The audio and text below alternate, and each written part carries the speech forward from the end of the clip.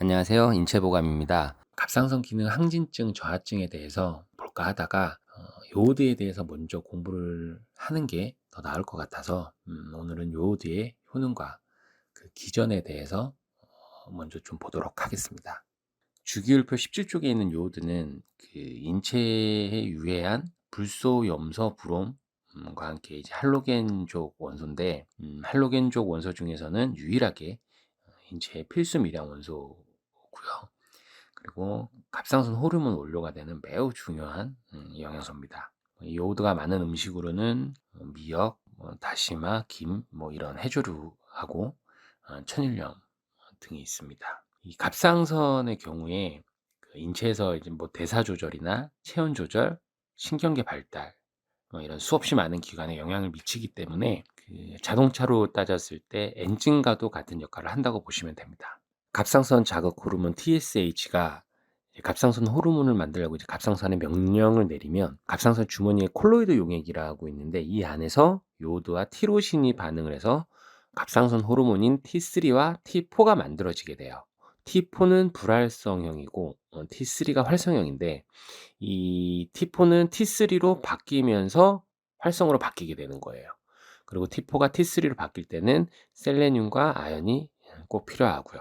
그래서 이렇게 만들어진 갑상선 호르몬이 전신으로 대사 신호를 보내기 때문에 그 호르몬의 원료인 요오드가 부족하면 대사를 하지 못하게 되고 그 영향으로 살이 찌고 무기력해지고 수족냉증, 지능 감소, 성장 부진, 당뇨, 고혈압, 암까지 발병될 수가 있는 겁니다. 이 요오드의 기능성을 보면 먼저 식약처에서 인정한 요오드의 기능성으로는 갑상선 호르몬 합성에 필요하고 에너지 생성에 필요하고 그리고 신경 발달에 필요한 이 세 가지의 기능성이 식약처 인정을 받았고요. 그리고 이 세 가지 외에 그 요오드는 너무 많은 기능들을 하고 있는데 그 외에 하는 기능들을 몇 가지 보도록 하겠습니다.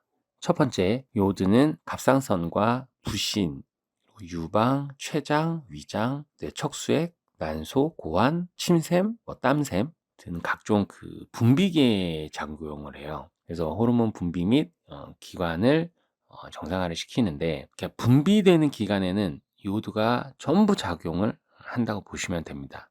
그래서 요오드가 없으면 호르몬 등 체내에서 분비되는 것들이 안 나온다고 보시면 돼요.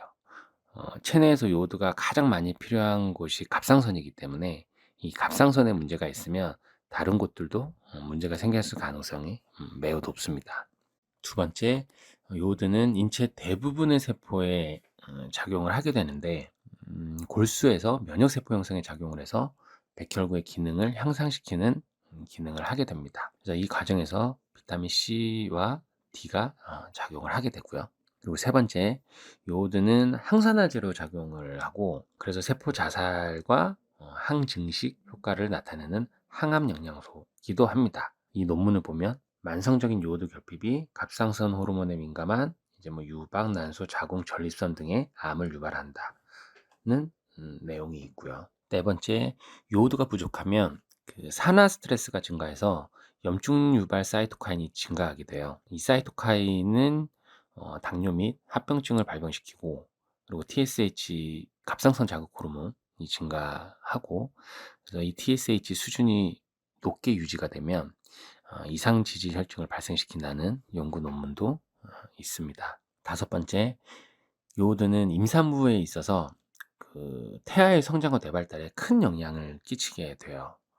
그래서 이 그래프를 보면 태아의 갑상선이 임신 18주까지 발달되지 않아서 산모의 갑상선 호르몬에 의존할 수밖에 없습니다. 그리고 태아로 인해서 그 요오드의 필요량이 많아짐으로써 산모의 갑상선 호르몬 수치도 증가하게 되고 그 크기가 한 10에서 15% 정도 커집니다. 그래서 일반 성인보다 임산부의 요오드 권장량이 높게 설정이 되어 있고요. 그래서 임산부는 엽산뿐만 아니라 요오드도 챙겨 먹는 것이 좋습니다. 여섯 번째, 요오드는 환경 호르몬과 독소들을 효과적으로 디톡스하는 기능을 하게 되는데 같은 17쪽의 원소이면서 인체에 유해한 불소, 염소, 브롬하고 기랑 작용을 하게 돼요. 그래서 요오드가 수용체에 이렇게 딱 자리를 잡고 있게 되면 불소, 염소, 브롬이 들어가지를 못하는 거죠. 중금속하고 방사능과도 기량작용을 해서 체내 중금속이 축적되는 거나 방사능이 피폭되는 것을 막게 돼요. 체르노빌 사건 그 영화를 보면 의사가 이렇게 돌아다니면서 빨리 요오드를 먹으라고 이렇게 하는 장면이 나오는데 요오드에 이 방사능과 기량작용을 하는 기능 때문에 그런 겁니다. 반대로 이 중금속이 축적되어 있으면 요오드가 들어가지를 못해요.